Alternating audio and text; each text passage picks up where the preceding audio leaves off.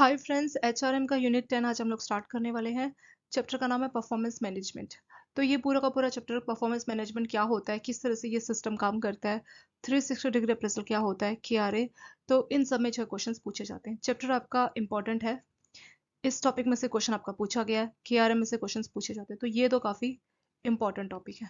Competency mapping क्या है, इसमें भी क्वेश्चन आ सकता है। तो कुल मिला के इस चैप्टर में से क्वेश्चंस पूछे जा सकते हैं। ठीक है, ठीक ठाक चैप्टर है आपका और ज़्यादा कोई डिफिकल्टी इसमें नहीं होगी, आपको समझने में इजी चैप्टर है। तो परफॉर्मेंस मैनेजमेंट एग्जैक्टली होता क्या है, पहले हम इंट्रोडक्शन देखेंगे। It is a systematic process by which organizations involve its employee as individual and member of group in improving organization effect. तो अगर सिंपल सी भाषा में अगर बात करें परफॉर्मेंस मैनेजमेंट क्या है, तो ये एक ऐसा सिस्टम है जिसकी हेल्प से जो कंपनी है वो अपने एम्प्लॉयज की परफॉर्मेंस को इम्प्रूव करने में हेल्प करती है। ठीक है, जिससे क्या होगा कि ऑर्गेनाइजेशन का जो भी गोल है उसको पूरा किया जा सकेगा। तो मेन पर्पस यही होता है कि जो एम्प्लॉयज काम कर रहे हैं, ठीक है, अकेले भी या एज ए ग्रुप भी, उनकी परफॉर्मेंस में इंप्रूवमेंट की जाए ताकि ऑर्गेनाइजेशन के गोल को पूरा किया जा सके। सो यहाँ पे वही है कि परफॉर्मेंस, इसमें क्या होता है कि परफॉर्मेंस अप्रेजल की जाती है। ठीक है, परफॉर्मेंस अप्रेजल क्या है, फॉर्मल या स्ट्रक्चर सिस्टम है जिसमें आपने कैसा परफॉर्म किया, एम्प्लॉयज का जो जॉब है, जॉब में उनका क्या बिहेवियर रहा, किस तरह से उन्होंने आउटकम दिया, तो उस चीज को मेजर किया जाता है और देखा जाता है कि एम्प्लॉय ने जैसा परफॉर्म किया कैसे जो है इनकी परफॉर्मेंस की और बढ़ाया जा सकता है फ्यूचर में। तो ये सारी चीजें परफॉर्मेंस अप्रेजल में जो है कंपनीज ऐसा करती है, ऑर्गेनाइजेशन ऐसा करती है, यानी परफॉर्मेंस अप्रेजल में एम्प्लॉयज की परफॉर्मेंस को मेजर किया जाता है। इसमें आपका परफॉर्मेंस मैनेजमेंट सिस्टम होता है। It is a formal and structure system of measuring evaluating job related behaviour and outcome to discover reason of performance and how to perform effectively in future. यहाँ पे बोला गया है कि परफॉर्मेंस मैनेजमेंट सिस्टम क्या होता है, एक फॉर्मल सिस्टम है। इसमें क्या होता है कि जो भी एम्प्लॉय काम कर रहे हैं अपने जॉब में, उनकी परफॉर्मेंस को मेजर किया जाता है। ठीक है, और इसमें जो है डिस्कवर किया जाता है, मतलब फाइंड किया जाता है, डिस्कवरी की जाती है कि जो भी एम्प्लॉय परफॉर्म कर रहे हैं उसका क्या रीजन है, अच्छा या बुरा, जैसा भी परफॉर्मेंस दे रहा है उसका क्या रीजन है, and how to perform effectively in future. तो ऐसा क्या करे कि फ्यूचर में परफॉर्मेंस को बढ़ाया जा सके। ठीक है, तो ये चीज कंपनीज परफॉर्मेंस मैनेजमेंट सिस्टम में इंश्योर करती है। तो परफॉर्मेंस मेजरमेंट मैनेजमेंट सिस्टम एक ऐसा सिस्टम है, एक फॉर्मल और स्ट्रक्चर सिस्टम है जिसमें एम्प्लॉय पहले क्या करती है, जो भी उसके लोग काम कर रहे हैं, सॉरी कंपनी क्या करती है, जो भी एम्प्लॉयज काम कर रहे हैं उनकी परफॉर्मेंस को पहले वो मेजर करती है, फिर उसका रीजन देखती है कि ऐसा वो क्यों परफॉर्म कर रहे हैं। क्योंकि आपको जब तक रीजन नहीं पता लगेगा तब तक आप उनकी परफॉर्मेंस को फ्यूचर में नहीं बढ़ा सकते। तो उन रीजन के आधार पर कंपनी डिसाइड करती है कि इनकी परफॉर्मेंस को फ्यूचर में कैसे बढ़ाया जाए। ठीक है, और इसका जो मोस्ट इंपॉर्टेंट जो सिस्टम है वो आपका परफॉर्मेंस अप्रेजल है। ठीक है, तो परफॉर्मेंस अप्रेजल में एग्जैक्टली क्या होता है, परफॉर्मेंस अप्रेजल भी क्या है, आपका फॉर्मल और स्ट्रक्चर सिस्टम है जिसमें मेजर किया जाता है, रेवल्यूशन किया जाता है, इवेल्युएटिंग की जाती है एम्प्लॉयज की job related behaviour and outcome to discover how and why the employee is presently performing on the job. कि एम्प्लॉय कैसा परफॉर्म कर रहा है और ऐसा वो परफॉर्म क्यों कर रहा है। ठीक है, and how the employee can perform more effectively in future, future में वो और बेटर बेटर परफॉर्म कैसे कर सकते हैं। ठीक है, तो ये चीज देखी जाती है परफॉर्मेंस अप्रेजल में। ये सारी चीजें बहुत डिटेल में हम लोग देखने वाले हैं। सबसे पहला हमारा परफॉर्मेंस मैनेजमेंट सिस्टम। यहाँ से it refers to process of establishing goal, assessing employees and implementing the annual performance appraisal process। Performance management system में क्या हो रहा है कि पहले गोल सेट किया जा रहा है, फिर गोल सेट करने के बाद आपका असेसमेंट किया जा रहा है, देखा जा रहा है, मापा जा रहा है कि आपने कैसा परफॉर्म किया। फिर जो आपका एनुअल परफॉर्मेंस अप्रेजल है उसको यहाँ पे इंप्लीमेंट किया जा रहा है। तो कुल मिला के परफॉर्मेंस मैनेजमेंट सिस्टम में आपके गोल बनाए जा रहे हैं, आपका असेसमेंट किया जा रहा है कि गोल के आधार पर आपने कितना परफॉर्म किया। The goal of performance management is to create a consistent and fair and equitable process for establishment। तो इसका पर्पस क्या है, इसका यही पर्पस है कि आपकी ऑर्गेनाइजेशन में एक फेयर और अच्छी स्टैंडर्ड का परफॉर्मेंस मैनेजमेंट सिस्टम काम करे। तो इसीलिए जो है परफॉर्मेंस मैनेजमेंट सिस्टम को इस्तेमाल किया जाता है। फाइनली ये जो प्रोसेस है वो इस बात को इंश्योर करता है कि जो ऑर्गेनाइजेशन है वो हाईली परफॉर्मिंग ऑर्गेनाइजेशन हो, मतलब वहाँ के एम्प्लॉयज अच्छा परफॉर्मेंस उनको करके दे। ठीक है, तो परफॉर्मेंस मैनेजमेंट सिस्टम क्या है, ये एक ऐसा प्रोसेस है जहाँ पे कंपनी गोल्स बनाती है, एम्प्लॉयज ने कैसा काम किया उसको असेस करती है, उनको मापती है, मूल्यांकन करती है, असेस करती है, और फाइनली जो है एनुअल अप्रेजल जो है परफॉर्मेंस अप्रेजल को इम्प्लीमेंट कर देती है। ऐसा कंपनीज इसलिए करती है ताकि जो अच्छा परफॉर्म कर रहे हैं, मतलब जो कंपनी है वो अच्छी परफॉर्मिंग ऑर्गेनाइजेशन बन जाए, वहाँ के एम्प्लॉयज अच्छा परफॉर्मेंस करके दे। नेक्स्ट है यहाँ पे परफॉर्मेंस मैनेजमेंट साइकिल। सो यहाँ पे पहले बताया कि जो परफॉर्मेंस मैनेजमेंट प्रोसेस है इसमें क्या क्या स्टेप होते हैं। पहले हम क्या करते हैं, अपना गोल सेट करते हैं, ठीक है, फिर प्लानिंग करते हैं, मॉनिटरिंग करते हैं, डेवलपिंग, रिव्यूइंग, एनालिसिस और आपका रिवॉर्डिंग। तो ये सारे स्टेप आप परफॉर्मेंस मैनेजमेंट करते हैं। पहले आपने अपना गोल सेट किया, फिर उसके लिए आपने प्लानिंग की, फिर जो भी आपने काम किया उसको लेके मॉनिटरिंग की, फिर डेवलपमेंट कराया, जो भी काम हुआ उसका रिव्यू हुआ, उसकी एनालिसिस हुई, अच्छा परफॉर्म किया तो रिवॉर्ड दिया गया।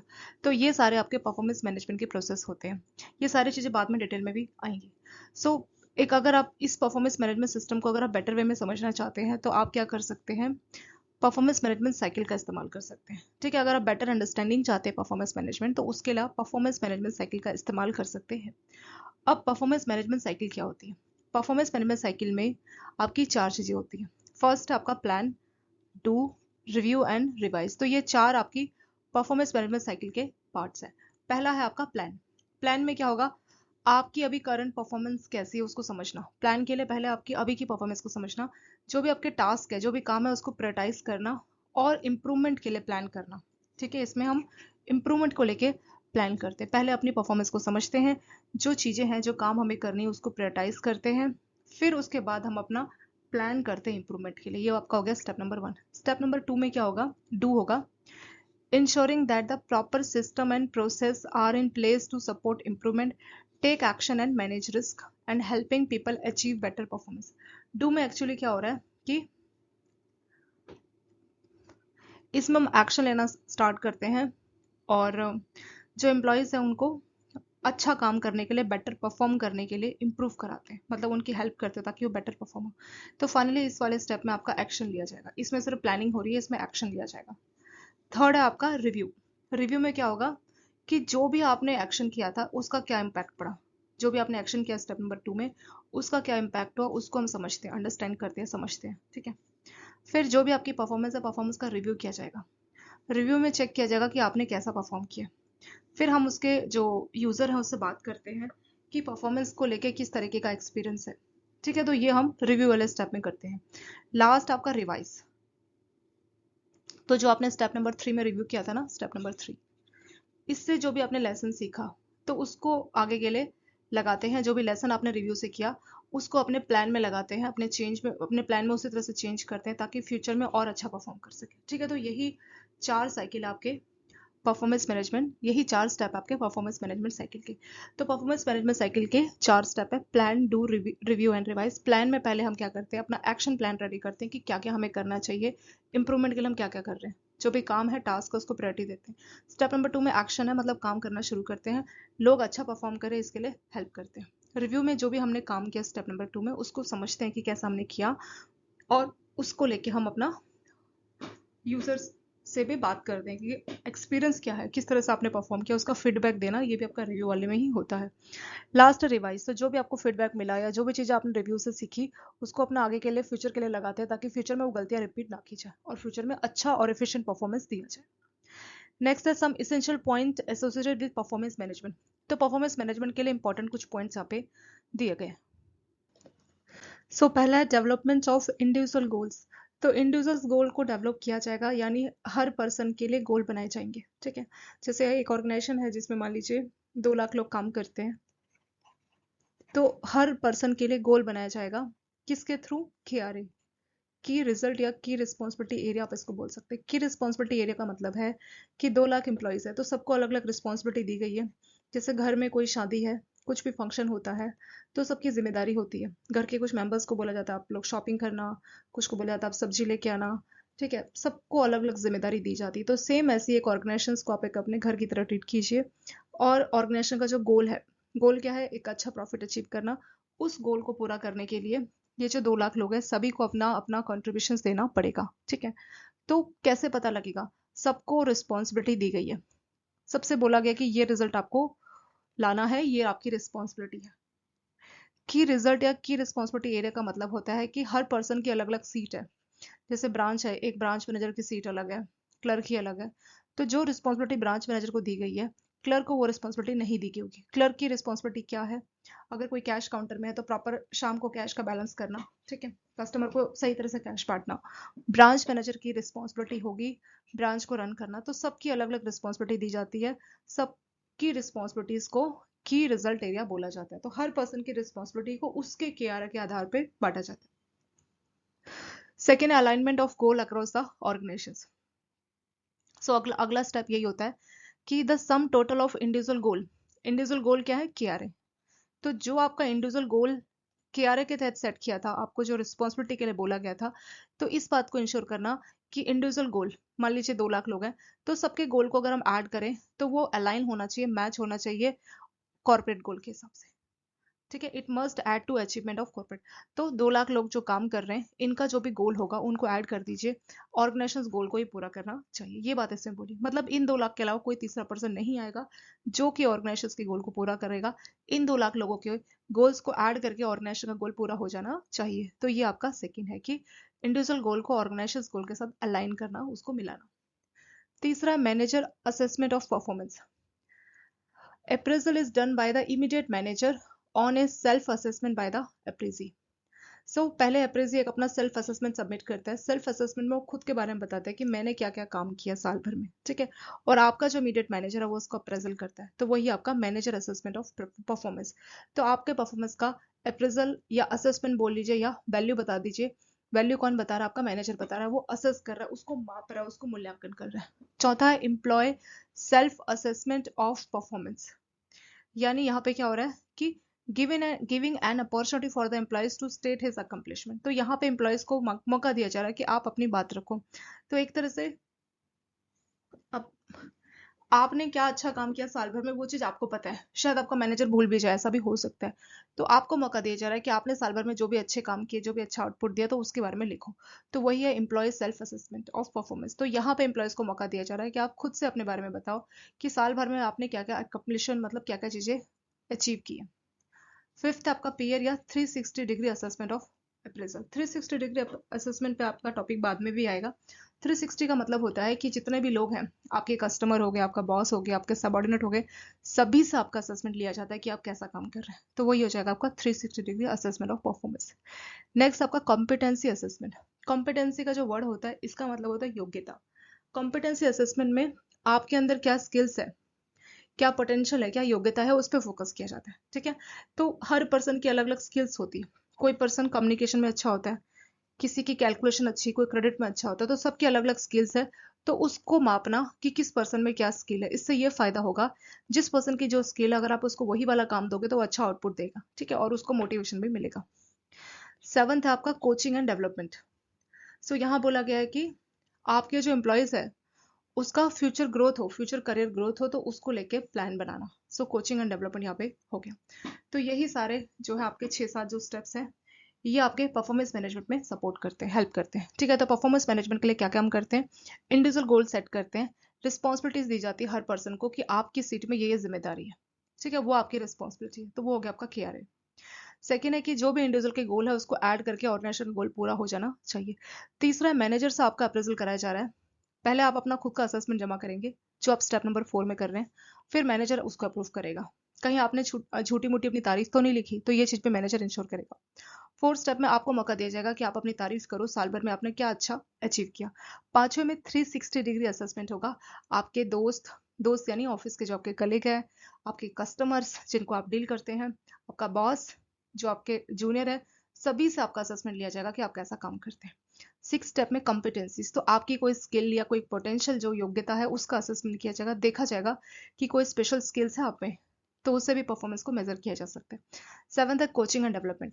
आपका करियर प्लान क्या होगा उसको लेके यहाँ पे फोकस किया जाएगा। ठीक है, तो ये सारे जो परफॉर्म है, ये सारे जो स्टेप्स है वो ऑर्गेनाइजेशन परफॉर्म करती है, और is perform in different ways by different organization. तो हर ऑर्गेनाइजेशन अलग है, सबका कल्चर अलग है, तो अपने अपने तरीके से वो ये सारे स्टेप्स को फॉलो करती है। ठीक है, नेक्स्ट आपका performance appraisal system. Performance appraisal system, so performance appraisal system किस तरह से काम करता है। पहले एक रिसर्च हुई है और वहां पता लगा कि परफॉर्मेंस मैनेजमेंट सिस्टम बहुत जरूरी है, लेकिन फिर भी जो है एचआर डिपार्टमेंट इससे खुश नहीं है। ठीक है, क्या क्या प्रॉब्लम है, 61% जो लाइन मैनेजर्स है उनको लगता है कि जो भी परफॉर्मेंस मैनेजमेंट के लिए प्रोसेस यूज होता है वो सही नहीं है। 56% जो मैनेजर्स है वो जो है इस प्रोसेस से ही, परफॉर्मेंस मैनेजमेंट के प्रोसेस से ही खुश नहीं है। और 50% जो एचआर मैनेजर है वो इस प्रोसेस से भी खुश नहीं है। तो अलग अलग जगह पे जो है इस परफॉर्मेंस अप्रेजल सिस्टम को लेके प्रॉब्लम चल रही है। यहाँ तक कि जो एम्प्लॉयज़ हैं उनको भी प्रॉब्लम है। एम्प्लॉयज़ बोल रहे हैं कि ये जो है बाइस्ड करता है और फेयर वे में अ, हमें असेस नहीं कर रहे हैं। तो इस तरह से जो परफॉर्मेंस आपका मैनेजमेंट जो सिस्टम चल रहा है उसमें प्रॉब्लम है। तो इन्हीं सब बातों को ध्यान में रखते हुए बहुत सारी जो ऑर्गेनाइजेशन है, हर साइज की, चाहे छोटी हो बड़ी हो, they are implementing integrated talent management strategy. तो अब वो क्या कर रहे हैं, इंटीग्रेटेड टैलेंट मैनेजमेंट स्ट्रेटेजी को इस्तेमाल कर रहे हैं। इंटीग्रेटेड टैलेंट मैनेजमेंट स्ट्रेटेजी क्या होती है? It integrate the business strategy, यानी बिजनेस के क्या गोल है, आपकी बिजनेस स्ट्रेटेजी क्या है, एचआर की क्या स्ट्रेटेजी है, उनको इंटीग्रेट कर रहे हैं। टैलेंट मैनेजमेंट के लिए क्या प्रोसेस और ऑर्गेनाइजेशन कल्चर क्या है, तो इन सभी को इंटीग्रेट किया जा रहा है।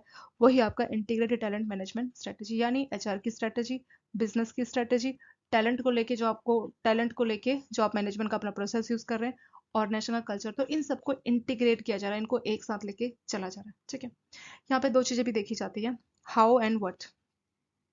ठीक है, जब भी एचआर की बुक की अगर बात करें किसी भी ऑर्गेनाइजेशन की, तो परफॉर्मेंस अप्रेजल वहाँ पे परफॉर्मेंस असेसमेंट को दो हिस्सों में बांट दिया जाता है। पहला है व्हाट और दूसरा है हाउ। व्हाट मतलब आपने क्या काम किए, what value delivering to the organization, आपने कौन सी वैल्यू अपनी ऑर्गेनाइजेशन में डिलीवर की है, वो हो गया व्हाट। हाउ मतलब ऐसा आपने कैसे किया, आपकी कौन सी स्किल्स है जिसकी हेल्प से आपने ऐसा अच्छा आउटपुट डिलीवर किया। तो क्या ऐसी स्किल्स है या क्या ऐसी योग्यता जिसकी हेल्प से आपने ऐसा किया, क्या आपने डिलीवर किया और कैसे किया। तो ये दो चीजें जो है एचआर की परफॉर्मेंस असेसमेंट में होती है। एचआर जब भी परफॉर्मेंस असेसमेंट करता है तो वो देखता है कि आपने ऐसा क्या खास डिलीवर किया और कैसे किया, तो ये दो चीजें होती है।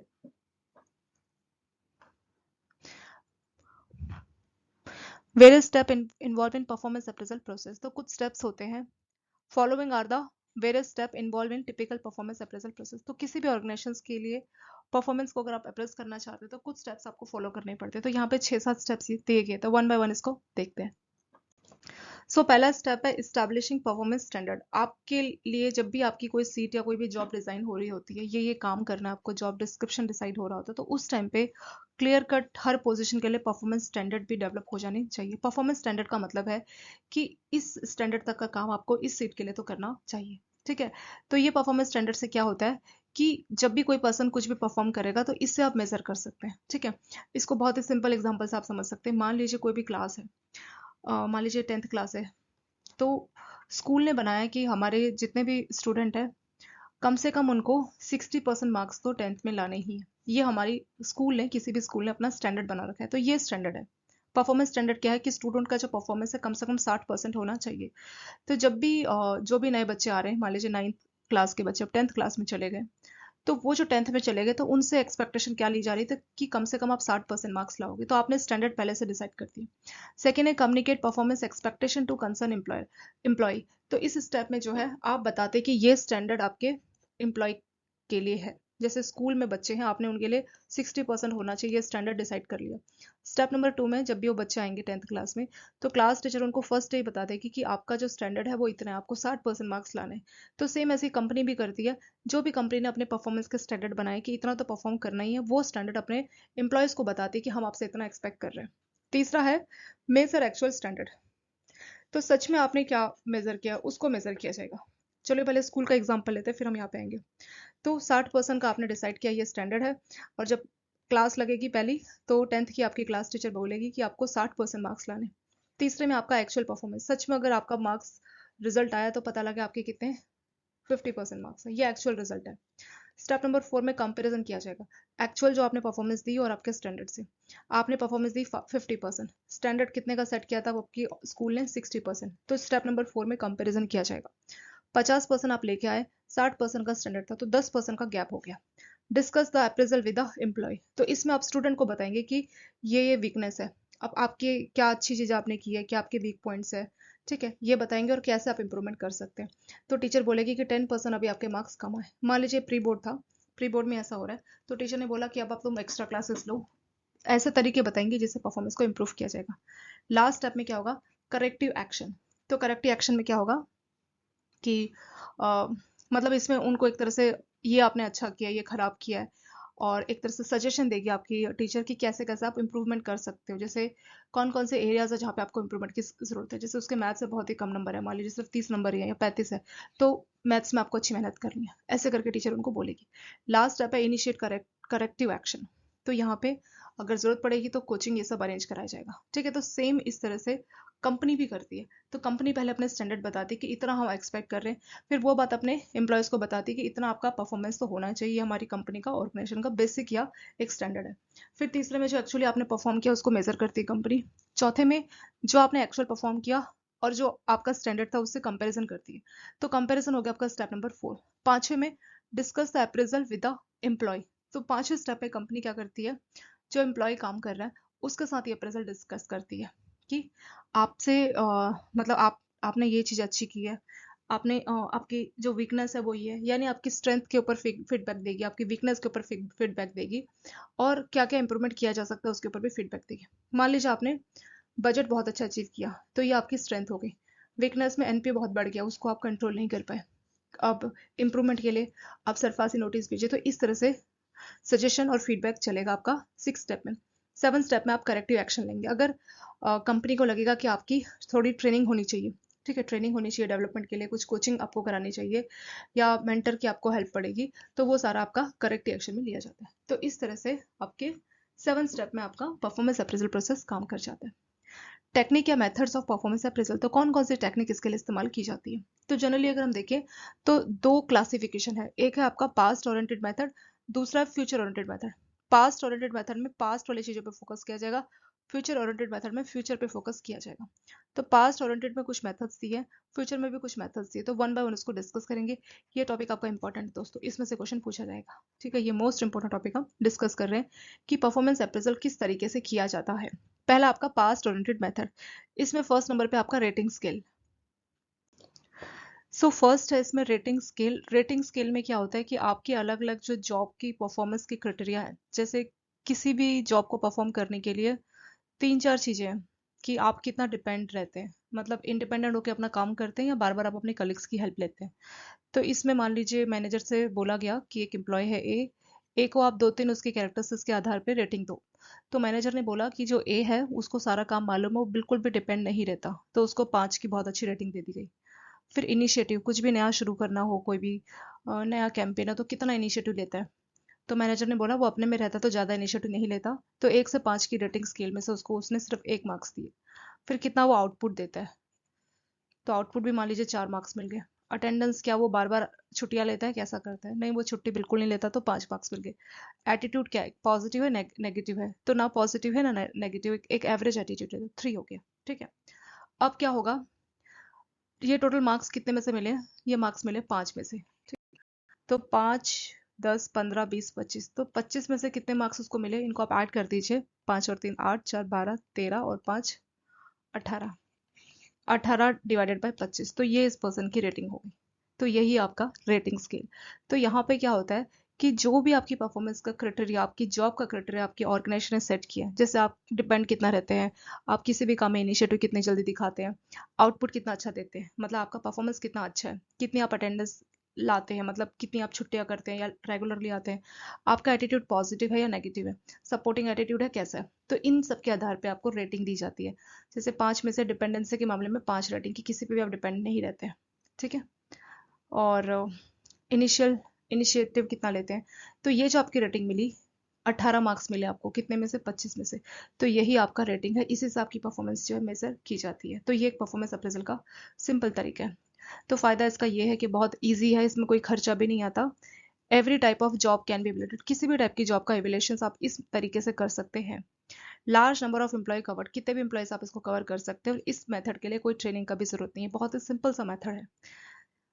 इसके डिसएडवांटेज क्या है कि रेटर्स बाइज्ड, कई बार जो रेटिंग देने वाला है वो कोई भेदभाव भी कर सकता है। जैसे आपका मैनेजर है, उसकी आपसे कोई प्रॉब्लम है तो वो आपको खराब रेटिंग देगा, भले ही वो सच भी हो, ठीक है, भले ही आप जेन्यून हो, आप अच्छे से काम करते हो, फिर भी वो नेगेटिव रेटिंग देके खराब रेटिंग कर सकता है। तो ये जो है इसका प्रॉब्लम है, ठीक है। तो पहला मेथड सिंपल सा है, जिसमें आपकी जॉब की 4-5 फीचर्स के आधार पे आपको रेटिंग दी जाती है आपके मैनेजर के द्वारा, और उन सबको ऐड किया जाता है, फिर आपकी टोटल रेटिंग से उसका आइडिया लगाया जाता है। जैसे टोटल 5 फीचर्स है तो 25 में से आपको मार्क्स मिलेंगे। मैनेजर ने बोला इनिशिएटिव के मामले में 1, आउटपुट के मामले में 4, 1 मतलब बिल्कुल खराब रेटिंग, 5 मतलब बहुत अच्छी रेटिंग, ठीक है। अटेंडेंस के मामले में 5, एटीट्यूड के मामले में 3। तो इस आधार पे आपको जो 18 मार्क्स मिले वो है आपका रेटिंग स्केल। फायदा है कि बहुत इजी है, कोई भी यूज कर सकता है, कोई ट्रेनिंग का जरूरत नहीं है।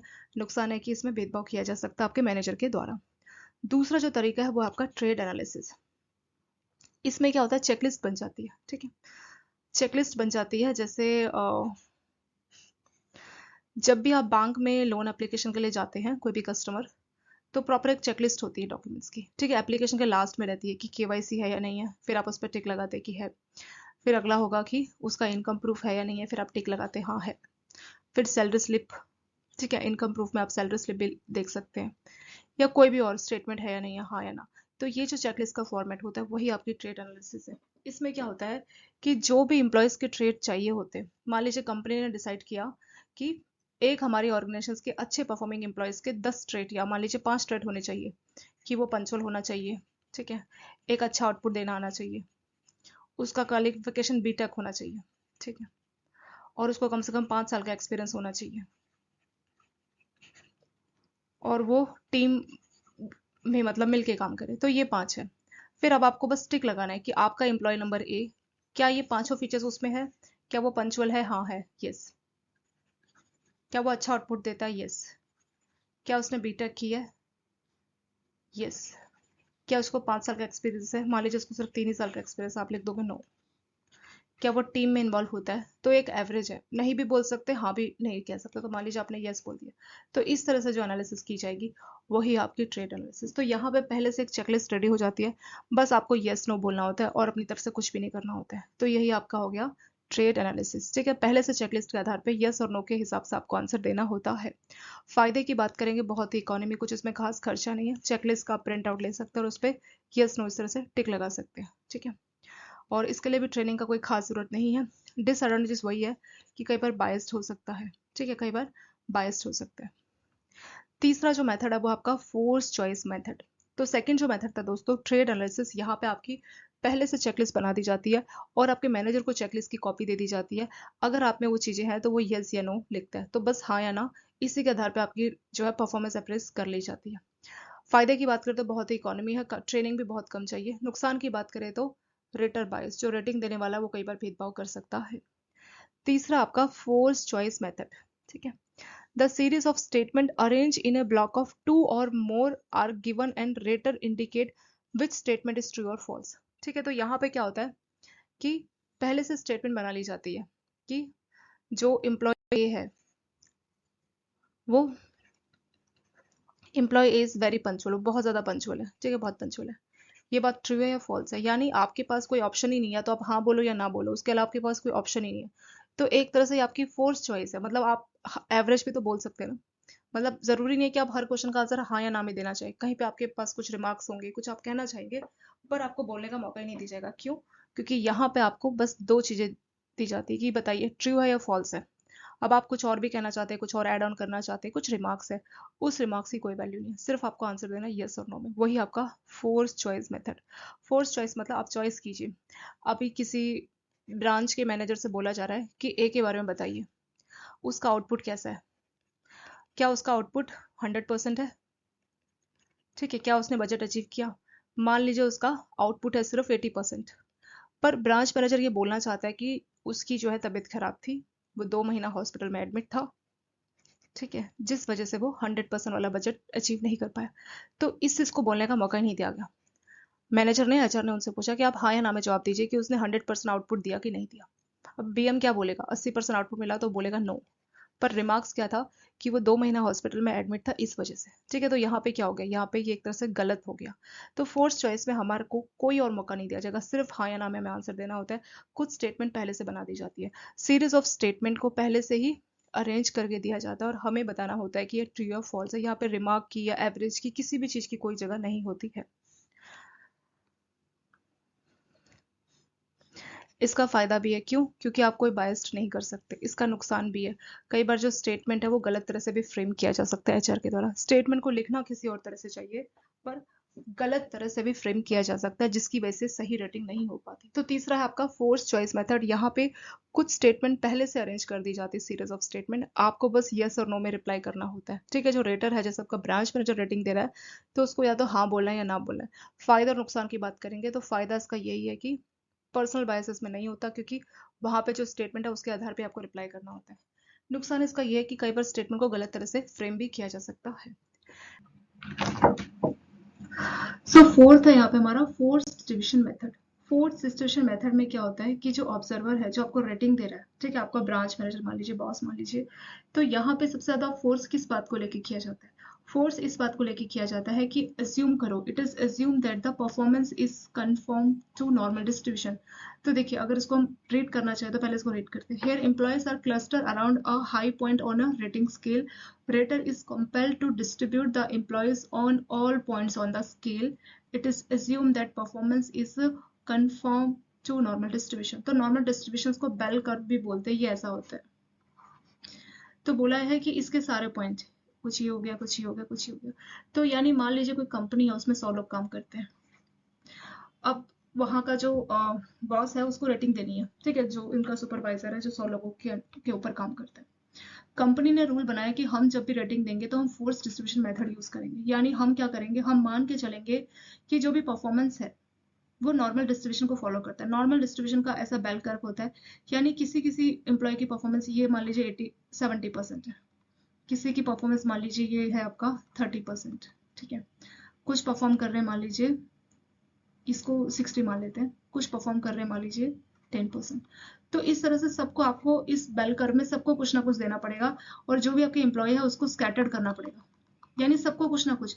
सो यहाँ पर रेटर को क्या, किस बात के लिए विवश किया जा रहा है? जो रेटर है, मतलब रेटिंग देने वाला, उसको विवश किया जा रहा है to distribute the employees on all points. तो जो स्केल है, ये जो आपका कर्व है, हर जगह पे सबको कुछ ना कुछ दो, सबको कुछ ना। अब मान लीजिए कोई पर्सन एक है पुअर, बिल्कुल ही पुअर है, यहाँ पे पुअर की रेटिंग है। अब मान लीजिए कोई पर्सन पुअर है ही नहीं, आपके 100 में से सभी लोग या तो एवरेज है या बेस्ट है, पर पुअर है ही नहीं। पर यहाँ पे आपको किस बात के लिए फोर्स किया जा रहा है? नहीं, किसी ना किसी को आपको पुअर में भी रखना ही पड़ेगा।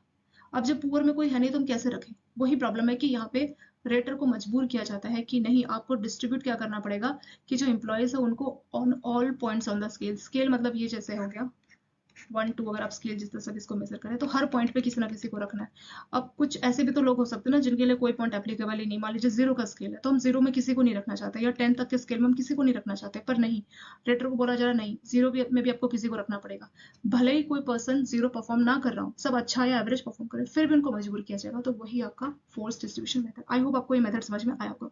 इसका सबसे बड़ा प्रॉब्लम है कि ये मेथड एज्यूम करता है कि नॉर्मल डिस्ट्रीब्यूशन जो है फॉलो होगा, यानी जब भी परफॉर्मेंस मेजर होगी तो नॉर्मल डिस्ट्रीब्यूशन होगा, नॉर्मल डिस्ट्रीब्यूशन होगा तो बेल कर्व होगा, बेल कर्व होगा तो मतलब कोई ज्यादा कोई कम कोई एवरेज, हर परफॉर्मेंस सबको दे रही है। तो ये इसका प्रॉब्लम है। ठीक है, तो ये हो गया आपका फोर्स डिस्ट्रीब्यूशन मेथड। तो इस मेथड में एम्प्लॉयज को जो है हर पॉइंट पे, मतलब इस मेथड में रेटर को इस बात के लिए मजबूर किया जाता है कि एम्प्लॉयज को सारे पॉइंट में डिस्ट्रीब्यूट करो। और इस मेथड में पहले से अज्यूम कर लिया जाएगा कि जो एम्प्लॉयज की परफॉर्मेंस है वो नॉर्मल डिस्ट्रीब्यूशन कर्व को ऐसे को फॉलो करेगी। यानी कुछ ऐसे एम्प्लॉय होंगे जो 0 परफॉर्म कर रहे होंगे, कुछ 1, कुछ 2, कुछ बहुत हाई, कुछ बहुत लो, तो सब टाइप के एम्प्लॉयज होंगे। पर शायद कुछ कंपनीज ऐसी भी तो हो सकती है जहाँ पे सिर्फ एवरेज हो और टॉप वाले हो, लो या डाउन वाले कोई हो ही ना, कि बिल्कुल ही डाउन या खराब परफॉर्म है, पुअर वाले है ही नहीं। पर फिर भी इस मेथड में रेटर को मजबूर किया जाएगा, नहीं, किसी ना किसी को तो पुअर में रखो। अब जो पुअर में है नहीं और आपने उसको पुअर में रखा, तो सोचो उसका मोटिवेशन लेवल कितना डाउन चला जाएगा। ये इस मेथड के साथ सबसे बड़ी प्रॉब्लम है। फिफ्थ आपका क्रिटिकल इंसिडेंट मेथड। फिफ्थ, इस मेथड में आपका जो क्रिटिकल इंसिडेंट है उसके आधार पर आपकी परफॉर्मेंस को मेजर किया जाता है। क्रिटिकल इंसिडेंट पॉजिटिव भी हो सकता है, पॉजिटिव क्रिटिकल इंसिडेंट, और नेगेटिव भी हो सकता है। पॉजिटिव मतलब आपने क्या ऐसा शानदार या एक्स्ट्राऑर्डिनरी काम किया, बहुत अच्छा। और नेगेटिव मतलब ऐसा आपने बहुत खराब काम किया। एक तो होता है काम, एक होता है एवरेज, जो आपका डे टू डे टास्क है। एक होता है आपके नॉर्मल से ज्यादा आपने कुछ बहुत ही अच्छा किया ताकि आप बिल्कुल हाईलाइट हो गए अपनी ब्रांच में, या आपने इतना खराब किया तब भी आप हाईलाइट हो गए ब्रांच में।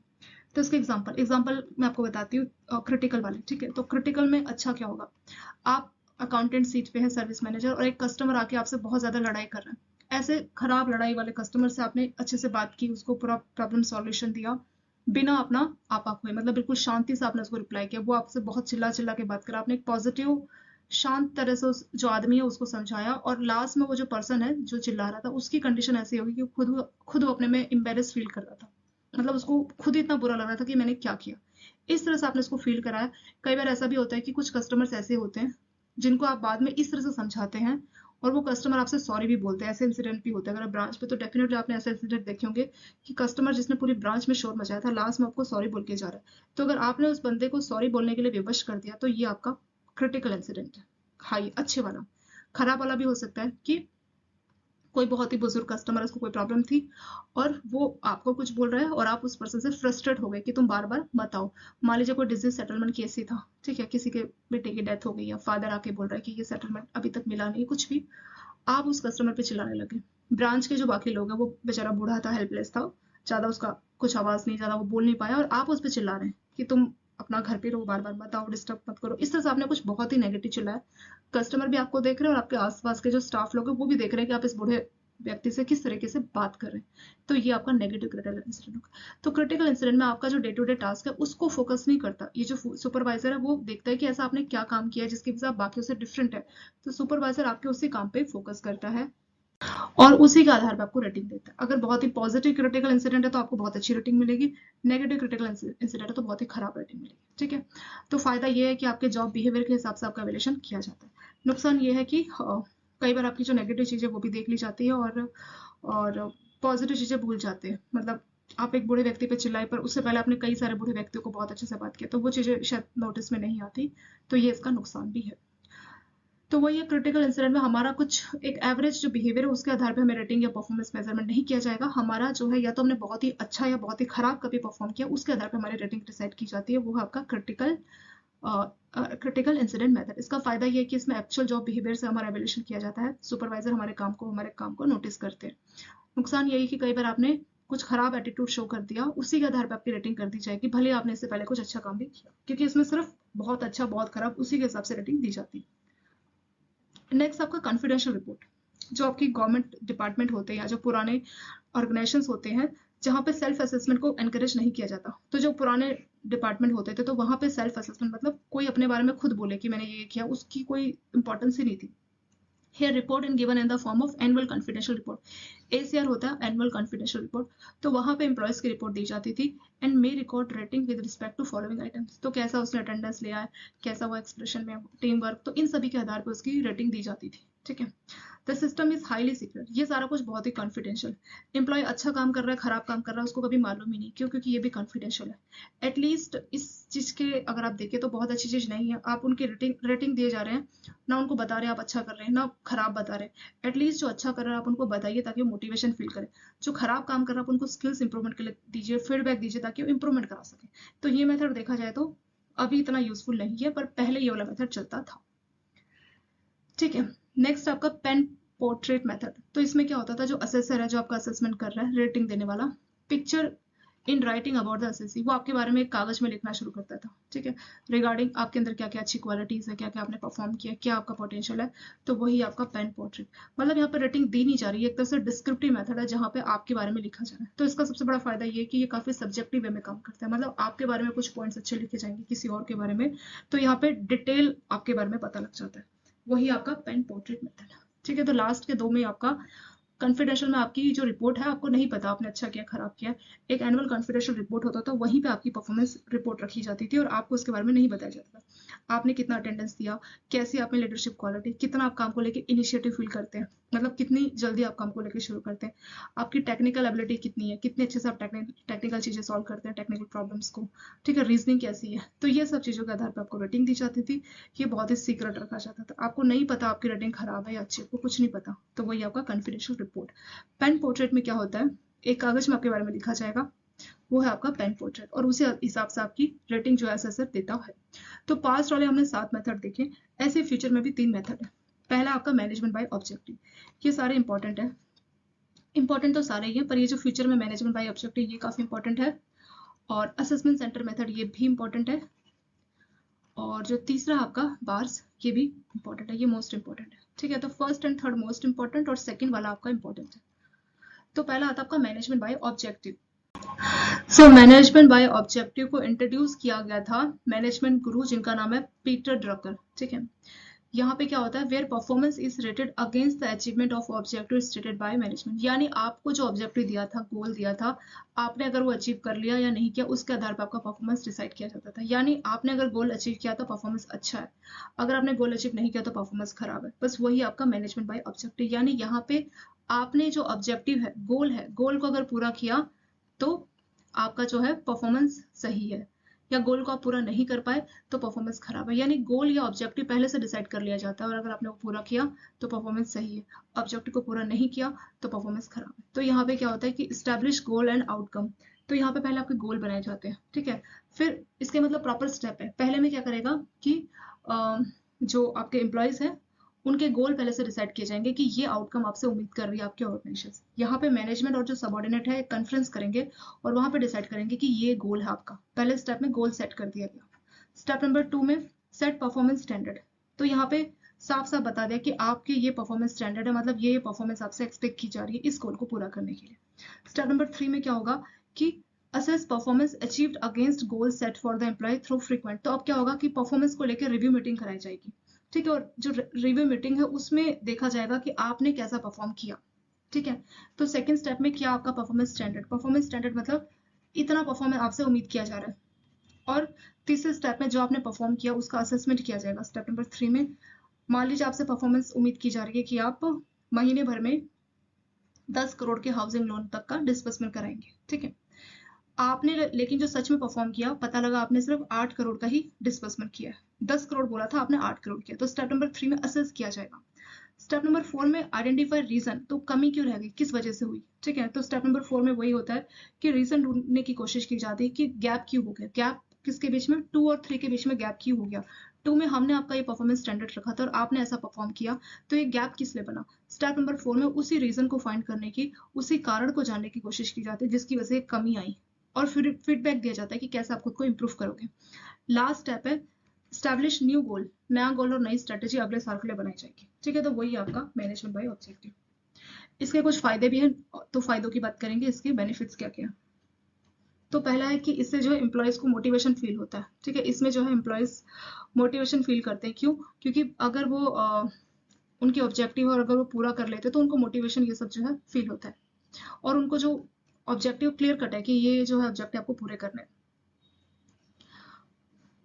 Managers are likely to compete with themselves then other, तो यहाँ पे क्या हो रहा है कि आपका कंपटीशन आप ही से हो रहा है, मतलब आपने पहले कैसा परफॉर्म किया, आप अभी कैसा कर रहे हैं, तो इसमें आपका अपने से कंपटीशन हो रहा है, ना कि किसी थर्ड पर्सन से। इसमें क्या है कि रोल को लेके कोई कंफ्लिक्ट नहीं होता, क्योंकि आपका रोल, आपका ऑब्जेक्टिव पहले से बता दिया जाता है कि ये आपका रोल है, ये आपको परफॉर्म करना है, तो पहले से बता दिया जाता है, तो कोई भी इसमें क्लियर कट या कंफ्लिक्ट वाली सिचुएशन नहीं आती है। चौथा है MBO provide more objective appraisal, तो इसमें जो अप्रेजल है वो ऑब्जेक्टिव होता है, मतलब क्लियर कट रहता है, ज्यादा कुछ सब्जेक्टिव टाइप या अन एम्बिगिटी इस टाइप की चीजें नहीं होती हैं। तो इसमें क्या होता है कि जो आपके मैनेजर है वो अपना फ्यूचर को लेकर बेटर प्लान कर सकते हैं, और अगर कुछ प्रॉब्लम आ भी गई तो टाइमली उसका डिटेक्शन हो जाता है। और it help the individual manager to develop personal leadership skill, तो जो आपके लीडर्स हैं उनके अंदर लीडरशिप स्किल को डेवलप कराता है कि सुनना, प्लान करना, काउंसिल करना, मोटिवेट करना, तो इसकी वजह से जो आपके लीडर्स हैं उनके अंदर लीडरशिप स्किल्स जो है डेवलप हो जाती है, ठीक है। तो ये आपका फर्स्ट प्रोसेस हो गया कंप्लीट। मैनेजमेंट बाय ऑब्जेक्टिव में आपका ऑब्जेक्टिव पहले डिसाइड किया जाता है कि ये आपको अचीव करना, अगर आपने सच में अचीव किया तो उसके आधार पर आपकी परफॉर्मेंस को मेजर किया जाता है। पीटर ड्रकर ने इसको डिफाइन किया था। इसमें 5 स्टेप होते हैं। पहले आपका गोल और आपको क्या आउटकम डिजायर किया जा रहा है वो डिसाइड किया जाएगा। स्टेप नंबर 2 में आपका परफॉर्मेंस स्टैंडर्ड, कि आपको इतना परफॉर्म करना है। स्टेप नंबर 3 में जो आपने परफॉर्म किया वो देखा जाएगा। स्टेप नंबर 4 में क्या कारण है कि आपने कम परफॉर्म किया, जो गैप बना ना 2 और 3 में, उस गैप को आइडेंटिफाई किया जाएगा। 5वें स्टेप में आपका नया गोल बना जाएगा। तो बस यही 5 आपके हो गए मैनेजमेंट बाय ऑब्जेक्टिव। फायदा वही है कि इसमें आपके गोल पहले से मिल जाते हैं, इससे आप मोटिवेशन फील करते हैं, कोई डाउट नहीं रहता, ठीक है, क्या है, कोई कंफ्लिक्ट की सिचुएशन नहीं आती। इसमें आपका कंपैरिजन आप ही से होता है, किसी थर्ड पर्सन से नहीं होता है। एमबीए का मैं आपको एक एग्जांपल सिंपल और देती हूँ दोस्तों। मान लीजिए कोई स्टूडेंट है, ठीक है, तो उसका गोल डिसाइड किया कि आपको क्लास में फर्स्ट आना है, क्लास में क्या आना है, आपको फर्स्ट आना है या फर्स्ट रैंक आनी है। फिर उसमें आपका परफॉर्मेंस स्टैंडर्ड के लिए बोला कि आपको कम से कम 80% मार्क्स लाने। फिर एक्चुअल में आपका रिपोर्ट कार्ड देखा तो वहाँ पे सिर्फ 70% है। फिर नेक्स्ट स्टेप 4 में देखा जाएगा कि ये 10% का गैप क्यों आया, क्या कारण है, ठीक है। तो फीडबैक दिया जाएगा कि हाँ इस सब्जेक्ट में आपके कम है या इस सब्जेक्ट में अच्छे हैं, ये फीडबैक आपको मिलेगा। लास्ट में आपका फिर नया गोल बना जाएगा। तो इस तरह से ये 5 स्टेप में आपका मैनेजमेंट बाय ऑब्जेक्टिव पूरा हो जाता है। नेक्स्ट आपका असेसमेंट सेंटर मेथड। सो इसमें क्या होता है, under this method many evaluator join together to जज employ performance in several situation with the use of variety of criteria. तो यहाँ पे होता है कि मैं आपको बहुत ही सिंपल भाषा में बताती हूँ। देखिए दोस्तों, असेसमेंट सेंटर में मान लीजिए 5 या 6 या कुछ इवेल्युएटर जो इवेल्युएशन करेंगे कि कैसा आपने परफॉर्म किया, उनका एक ग्रुप बना दिया जाएगा। और वो जो ग्रुप है वो आपको कुछ एक्टिविटीज करवाएगा, उनके आधार पर वो डिसाइड करेगा कि आप किस तरीके का, क्या आप कैसा परफॉर्म कर सकते हैं। आपका असेसमेंट उस आधार पे किया जाएगा।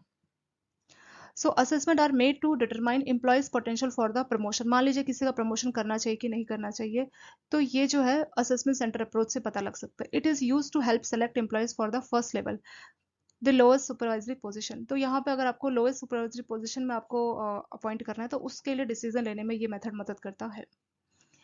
और इसमें आपका क्या होता है कि इसमें कई सारी एक्सरसाइज होती है, जैसे इंटरव्यू भी कराया जा सकता है आपका, कुछ सिचुएशन एक्सरसाइज भी हो सकती है। तो सिचुएशन एक्सरसाइज में एग्जैक्टली क्या होता है, मान लीजिए आपको इन बास्केट एक्सरसाइज दी जाएगी। इन बास्केट में क्या होगा, एक बास्केट रहेगी, उसमें 4-5 पेपर्स रहेंगे, हर पेपर में कुछ ना कुछ लिखा होगा। पहले पेपर में लिखा होगा मान लीजिए कस्टमर कंप्लेन को रिप्लाई करो। दूसरे पेपर में लिखा होगा कि एनपीए कस्टमर के वहां विजिट करो। तीसरे में कुछ होगा। ऐसे 5 आपको पेपर दिए जाएंगे और बोला जाएगा कि इनको प्रेफरेंस दो कि आपको ये 5 काम करने हैं, इसमें से सबसे पहले नंबर पर आप कौन सा काम करेंगे, फिर सेकंड, फिर थर्ड। तो इसके आधार पर डिसाइड किया जाएगा कि आप काम की प्रायोरिटीज को किस तरह से लेते हैं। ठीक है। और भी अलग अलग एक्सरसाइज होंगी। कुछ एक्सरसाइज होती है आपका रोल प्लेइंग। रोल प्लेइंग में बोला जाएगा आपसे कि आप मान लो इस ब्रांच के मैनेजर हैं आप, एक कस्टमर आके आपसे बहुत लड़ाई कर रहा है, कैसे उस कस्टमर का प्रॉब्लम सॉल्व करोगे, तो रोल प्लेइंग। और भी कई सारे इंसिडेंट होते हैं जिनके आधार पे आप क्या करते हैं, कस्टमर का, जो आपके एम्प्लॉयज है उनका आप इवेल्युएशन करते हैं। ठीक है। इसमें जो इवेल्युएशन है ना, वो आपका क्या होता है, इंडिविजुअली मतलब आपका अलग भी किया जाता है और एज ए ग्रुप भी किया जाता है। कई बार इसमें टीम वाली भी कुछ एक्टिविटी कराई जाती है। कोई प्रॉब्लम दिया जाएगा और सबको एज ए टीम बोला जाएगा इसको सॉल्व करो। तो आपका इवेल्युएशन अकेले भी हो रहा है, एज अ टीम भी हो रहा है, तो उस तरह से ये काम करता है। लास्ट में एक जो समरी रिपोर्ट दी जाती है कि कैसा आपने किया, और फेस टू फेस आपको फीडबैक भी दिया जाएगा कि इस फील्ड में आप अच्छा कर रहे हैं, इस फील्ड में खराब कर रहे हैं, आपकी कम्युनिकेशन स्किल अच्छी है, ये चीज खराब है, तो इस तरह से आपको फीडबैक भी दिया जाता है।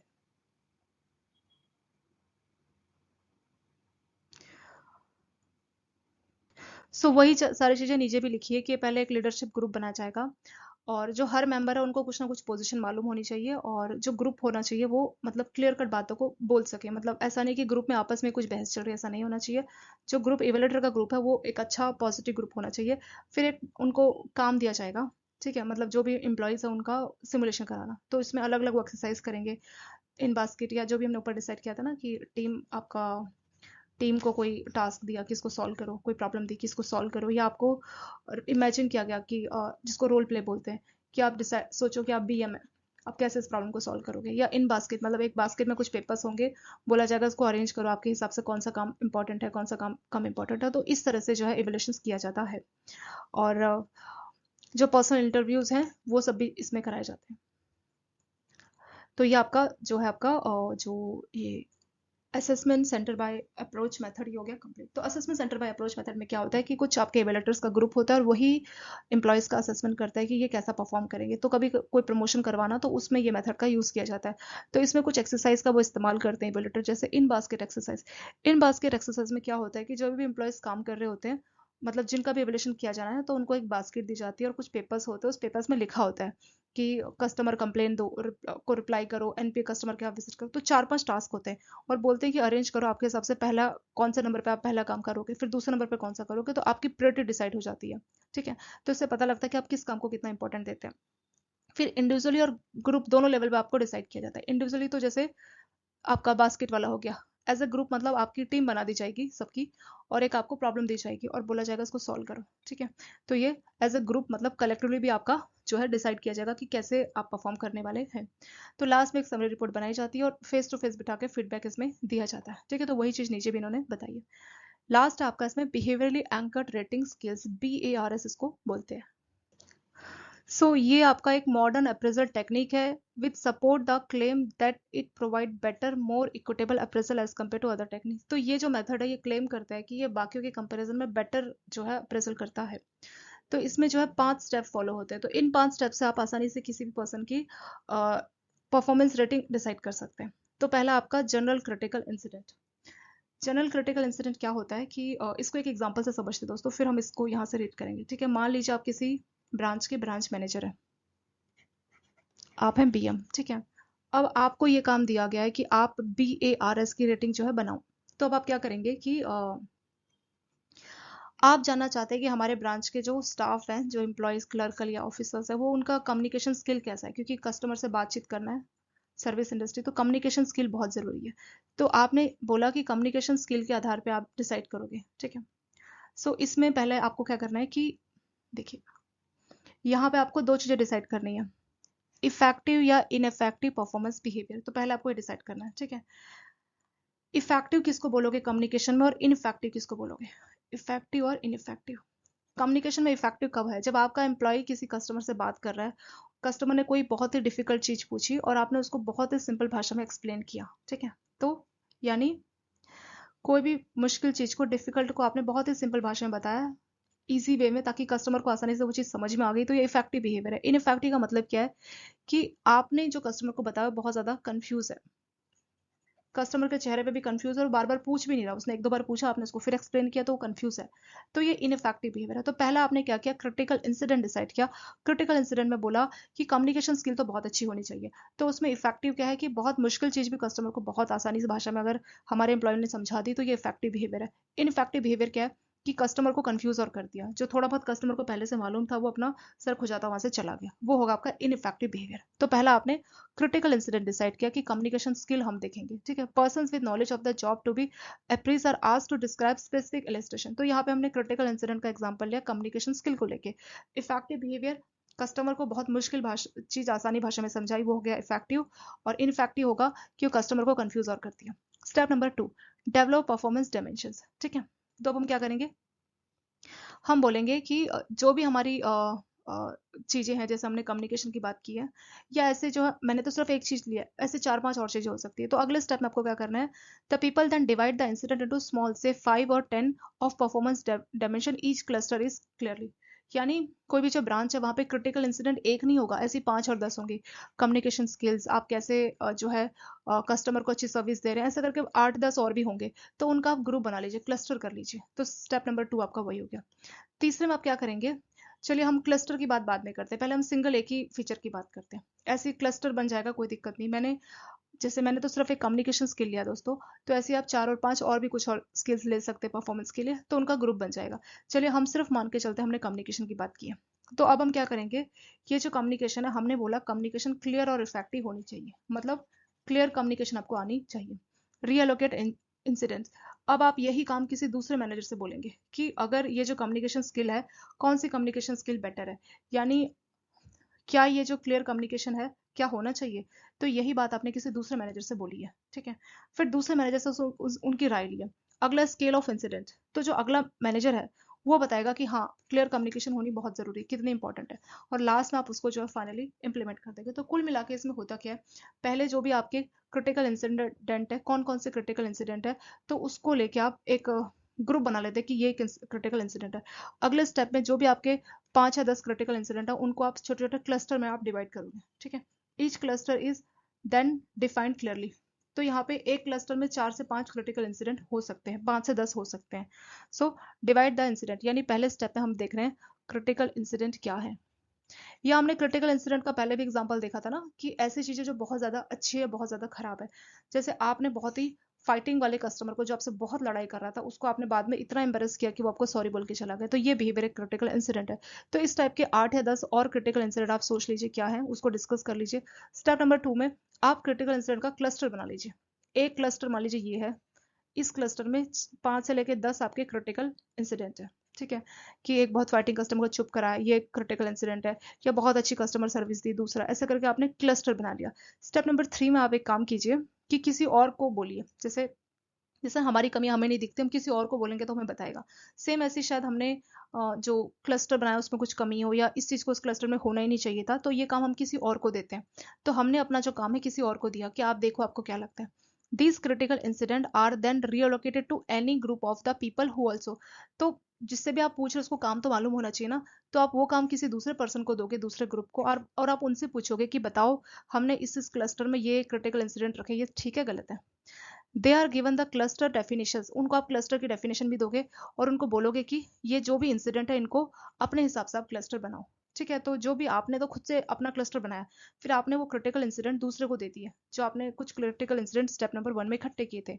तो आपका जो दूसरा ग्रुप है वो देखेगा कि किस तरह से ये जो इंसिडेंट है कौन कौन से क्लस्टर में इनको होना चाहिए। Typically, a critical incident is retained if some percentage 50 to 70% of this group assigned to the same cluster। यानी आपने ऑलरेडी अपने हिसाब से एक क्लस्टर बनाया, ठीक है, कि आपने कुछ इंसिडेंट को एक क्लस्टर में रखा, फिर आपने वही वाले क्रिटिकल इंसिडेंट दूसरे को दे दिए कि आप भी इसको क्लस्टर में रखो। तो जो दूसरा ग्रुप है, अगर उसमें से 50 से 70% लोग उसी क्रिटिकल इंसिडेंट को उसी क्लस्टर में रखेंगे तो वो क्लस्टर एक्सेप्ट हो जाता है। वही बात आपके स्टेप नंबर 3 में लिखी है। अगला आपका scale of incident. This second group is generally asked to rate on given scale, तो उनको रेटिंग देने को भी बोला जाता है। The behaviour describe in the incident as to how effectively और ineffectively it represent performance on a appropriate dimension. तो यहाँ पे उनको रेटिंग देने को भी बोला जाता है कि ये जो क्रिटिकल इंसिडेंट हुआ इसको रेटिंग दो कि आपके हिसाब से ये परफॉर्मेंस के लिए कैसा है, खराब है, सही है। फिर डेवलप फाइनल इंस्ट्रूमेंट। अब सबसेट ऑफ इंसिडेंट 6 से 7 जो है, 6 से 7 क्रिटिकल इंसिडेंट को आप एक क्लस्टर में लगाते हैं, वही आपका बार स्टडी हो गया। बस वही है, आपकी परफॉर्मेंस को मेजर करने के काम आएगा। एक बार शॉर्ट में फिर से देखते हैं। आपको यहाँ पे 2-3 टर्म समझनी होगी दोस्तों। पहली टर्म है क्रिटिकल इंसिडेंट, ठीक है, पहली टर्म कौन सी है, क्रिटिकल इंसिडेंट है। दूसरी टर्म कौन सी है, क्लस्टर है, अगर आपको क्लस्टर समझ में आना चाहिए। तीसरी टर्म क्या है, रीएलोकेट कर रहे हैं आप इंसिडेंट को, क्लस्टर को नहीं कर रहे आप। रीएलोकेट किसको कर रहे हैं, आप रीएलोकेट कर रहे हैं क्रिटिकल इंसिडेंट को। जैसे मान लीजिए, इसको एक और अच्छे एग्जांपल से समझते हैं, ठीक है, एग्जाम्पल काफी सही है। देखिए, मान लीजिए आपके घर में एक बेड है, एक टीवी है, ये है बेड, बेड है, टीवी है, टेबल है, ठीक है। चलिए, बेड है, टीवी है, टेबल, ऐसे करके 5-6 घर का सामान है। बेड है, टीवी है, टेबल है, मान लीजिए एक फैन है, एक एसी है, एक लाइट है। इन सबको मान लीजिए ये है क्रिटिकल इंसिडेंट। ऐसे अगर हम ब्रांच की बात करें, ब्रांच के लिए क्रिटिकल इंसिडेंट क्या हो सकते हैं, आपने बहुत ही फाइटिंग वाले कस्टमर को सॉरी बोलने के लिए विवश किया, तो इतना वो एम्बेरस हुआ कि उसने आपको सॉरी बोला। तो ये इस तरह से आपका बिहेवियर पता लग रहा है कि कैसे आप कस्टमर को हैंडल कर रहे हैं। या आपने बहुत ही अच्छा आउटपुट दिया, आपका परफॉर्मेंस था, मान लीजिए कि आपको 100% परफॉर्म करना है, आपने 200% का अपना टारगेट अचीव करके दिया, तो ये भी एक क्रिटिकल इंसिडेंट। मतलब ऐसी कौन सी चीज जिसकी वजह से आप बिल्कुल ही सुप्रीम या बिल्कुल ही बेस्ट या बिल्कुल ही वर्स्ट परफॉर्म कर रहे हैं। लेकिन यहाँ पे हम परफॉर्मेंस की बात करें तो बहुत अच्छी चीजों की हम बात करेंगे। तो क्रिटिकल इंसिडेंट ब्रांच के हिसाब से ये हो गए। हम क्रिटिकल इंसिडेंट को इजी भाषा में समझने के लिए बेड, टीवी, टेबल ऐसे मानते हैं, ठीक है। तो आपके घर में ये सारा सामान है, तो अब आपको 2 रूम दिए गए, ठीक है, 2 रूम है। अब आप क्या करते हैं कि आप अपना ये सामान अपना इस 2 रूम में अरेंज करना शुरू करते हैं, ठीक है। आपने क्या किया, मैं नाम रखती हूँ रूम नंबर 1, रूम नंबर 2। मैं काम करती हूँ, मैं रूम नंबर 1 को बोलती हूँ कि इस रूम में हम लगाएंगे बेड, और मान लीजिए इस रूम में सोफा भी है, जस्ट अज्यूम करते हैं ये हमारे। तो अब मैं क्या कर रही हूँ, 2 रूम है, तो उस रूम को आप मान लीजिए क्लस्टर, क्लस्टर 1, क्लस्टर 2, रूम को मान लेते हैं क्लस्टर। तो मैं रूम नंबर 1 में एक तो बेड लगा रही हूँ, बेड के सामने मुझे लगता है कि टीवी होना चाहिए, ठीक है। नहीं, ऐसे डिस्टर्बेंस हो जाएगा, तो बेड के सामने टीवी नहीं, उसको हम दूसरे क्लस्टर में रखेंगे। टीवी, इस रूम में है बेड, टीवी को हमने दूसरे रूम में डाला। टेबल टीवी वाले रूम में होना चाहिए, खाना खाते टाइम पे हम लोग को टेबल हमें चाहिए रहेगा। फिर सोफा, सोफा भी इस टेबल के साथ चाहिए, तो सोफा भी हम क्लस्टर 2 में लगा देते हैं। और एसी, क्योंकि यहाँ पे सोना है तो एसी इस रूम में होना चाहिए। फैन हम इस रूम में लगा देते हैं। और लाइट तो वैसे दोनों रूम में जरूरत है, पर सोने के लिए लाइट का जरूरत नहीं है, पर हाँ इस रूम के लिए जरूरी है, खाना भी खाना है ना, तो लाइट हम इस रूम में लगा देते हैं। तो मैंने क्या किया कि ये जो मेरे पास क्रिटिकल इंसिडेंट थे, इसको मैंने क्लस्टर में डिवाइड किया, और पहले क्लस्टर में मैंने क्या रखा, एसी और बेड रखा। दूसरे क्लस्टर में मैंने सोफा रखा, टीवी रखा, टेबल रखा, और आपका लाइट रखा, ठीक है, फैन भी रखा। तो ये मेरे 2 क्लस्टर हो गए, ये काम मैंने खुद किया। ये आपका स्टेप नंबर 2 है, ये स्टेप नंबर 1 है। अब आपको लगता है कि ये 2 रूम का जो मेरा घर है मैंने सही तरह से अरेंज किया कि नहीं किया। आपका कोई फ्रेंड आपसे मिलने आता है, वो भी, उसका भी अभी नया घर उसने सेट किया, तो आप उससे पूछते हैं कि क्या मैंने जो सामान अरेंज कर रखा है ये सही है, नहीं है, ठीक है। ऐसे आपके मान लीजिए 2 दोस्त हैं, या मान लीजिए 8 या 10 दोस्त हैं, तो आप सभी 8 से 10 दोस्तों को बोलते हैं कि मेरे घर में ये सामान है और मैंने इस तरह से अरेंज किया है। तो जो आपके 10 दोस्त हैं, उस 10 दोस्त में से 7 दोस्त बोलते हैं कि एक काम करो, ये जो तुमने लाइट यहाँ पे लगा रखी है ना, नहीं नहीं, वो बोलते हैं कि एक काम करो कि तुमने जो एसी यहाँ पे लगाया ना, तो तुम आधे से ज्यादा टाइम तो यहाँ पे रहते हो सोफा वाला रूम में, तो एक काम करो एसी यहाँ लगा दो। ये बात कितनों ने बोली है, 7 दोस्त ने बोली। यानी जो बात कम से कम कितने परसेंट लोग कंफर्म करें? 50 से 70%। तो हाँ, 10 में से 7 दोस्त ने बोली, तो यानी 70% दोस्तों ने बोला कि ए से एक काम करो, उस रूम में शिफ्ट कर दो।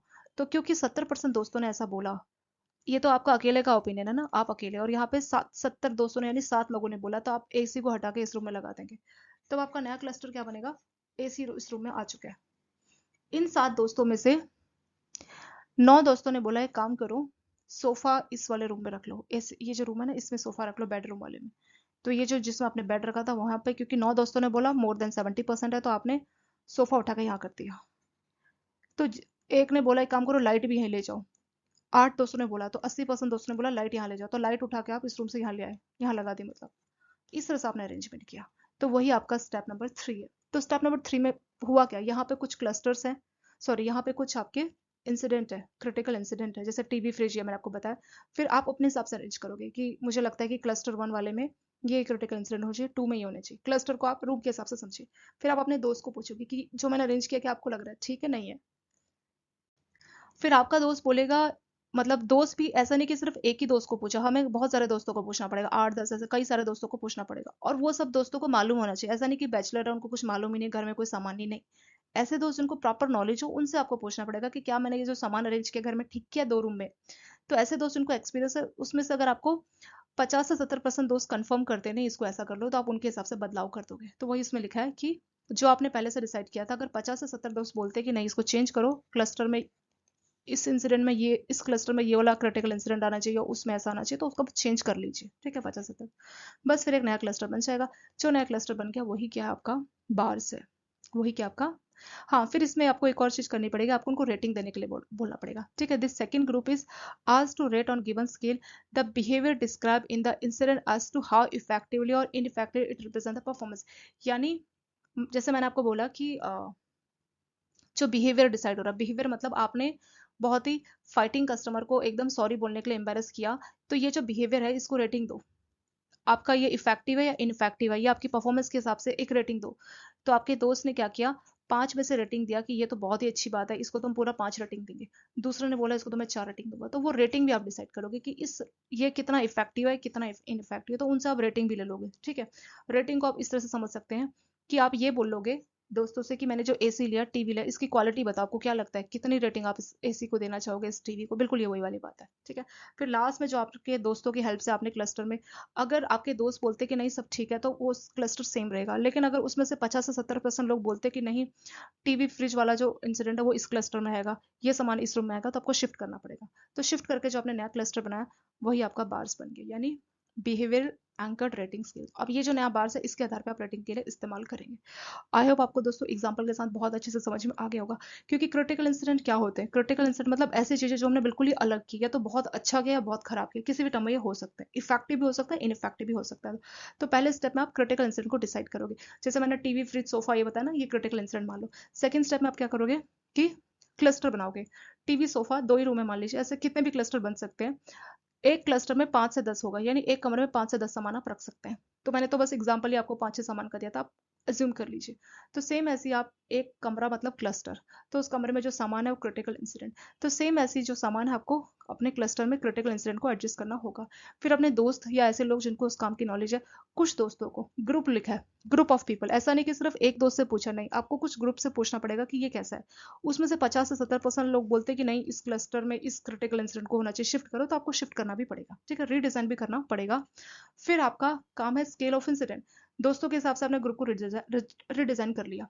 अब आपको पूछना पड़ेगा कि इसको रेटिंग दो, कैसे रेटिंग देनी है, कि इस क्लस्टर के हिसाब से, सॉरी ये जो इंसिडेंट हुआ, ये बिहेवियर हुआ, इसके हिसाब से बताइए कि ये परफॉर्मेंस के कंपैरिजन में ये इफेक्टिव है इनइफेक्टिव। यानी आप उनसे रेटिंग देने को भी बोल रहे हैं कि इसने जो बिहेव किया, मान लीजिए हम टीवी को अज्यूम करते हैं कि ये आपका क्रिटिकल इंसिडेंट है। क्या क्रिटिकल इंसिडेंट है कि आपने बहुत अच्छा बिहेव किया, कस्टमर का रिप्लाई कि वो आपको लास्ट में सॉरी बोल के चला गया अपने खराब बिहेवियर की वजह से, ठीक है, तो ये क्रिटिकल इंसिडेंट है। तो अब हम उनको रेटिंग देने को बोल रहे हैं दोस्त को कि टीवी की रेटिंग बताओ, आपको क्या लगता है जो मैंने टीवी खरीदी कैसी क्वालिटी। वो बोल रहा है टीवी तो बहुत बढ़िया, 5 स्टार रेटिंग, चला गया। अब यहाँ से समझते हैं कंपनी में, ऑर्गेनाइजेशन में कैसे हो सकता है। ऑर्गेनाइजेशन में आप रेटिंग देने के लिए बोलोगे ग्रुप को कि ये जो पर्सन ने बिहेव किया, क्यों पर्सन सॉरी बोल के चला गया कस्टमर, तो आपको क्या लगता है। तो वो लोग तो काम को जानते ही, वो बोलेंगे नहीं ये बहुत ही अच्छा बिहेवियर है, इसको हम 5 रेटिंग देंगे, ये बहुत ही इफेक्टिव है। ये इफेक्टिव 5 रेटिंग, तो ये रेटिंग भी नोट की जाएगी। लास्ट में क्या होगा कि जो भी आपके दोस्त ने क्लस्टर बनाए 6 या 7, जितने भी आपने क्लस्टर बनवाए अपने क्रिटिकल इंसिडेंट के आधार पे, वही आपका बार बन जाएगा, खत्म। और इसके साथ आप इस टेक्निक का इस्तेमाल कर सकते हैं आगे रेटिंग देने के लिए, यानी 6 से 7 क्लस्टर आप ऐसे बना सकते हैं, यानी 6 से 7 रूम वाला सेट जिसमें आप सामान अरेंज करा सकते हैं, ठीक है। इसका फायदा है कि बहुत ही एक्यूरेट होता है, क्योंकि कई बार हमें खुद चीजें खुद से मालूम नहीं होती ना, किसी और से पूछ के पक्के से कंफर्म हो जाता है। फीडबैक भी इसमें सही मिल जाता है, और जो है अच्छा फीडबैक मिल जाता है, और इंडिपेंडेंट है, मतलब सभी लोग तो अपना इंडिपेंडेंट होकर रेटिंग देते हैं ना, तो ये सबसे अच्छा इसका फायदा होता है। ये वाला काफी इंपॉर्टेंट था, और मैंने आपको विद एग्जांपल समझाया दोस्तों, तो आप आई थिंक अब आपको इसमें डाउट नहीं रहेगा, ठीक है। इसमें मतलब जो चीज हमने डिसाइड की है ना, जिस क्लस्टर में हमने कुछ बिहेवियर को रखा है, तो हम एक ग्रुप से पूछ रहे हैं कि आपको क्या लगता है, उसमें से 50 से 70% लोग बोलते हैं कि नहीं, इसको चेंज कर दो, इस क्लस्टर में ये वाला क्रिटिकल इंसिडेंट होना चाहिए, उसमें ऐसा होना चाहिए, उस हिसाब से आप अमेंड कर दो, और वही हो जाएगा आपका बार्स।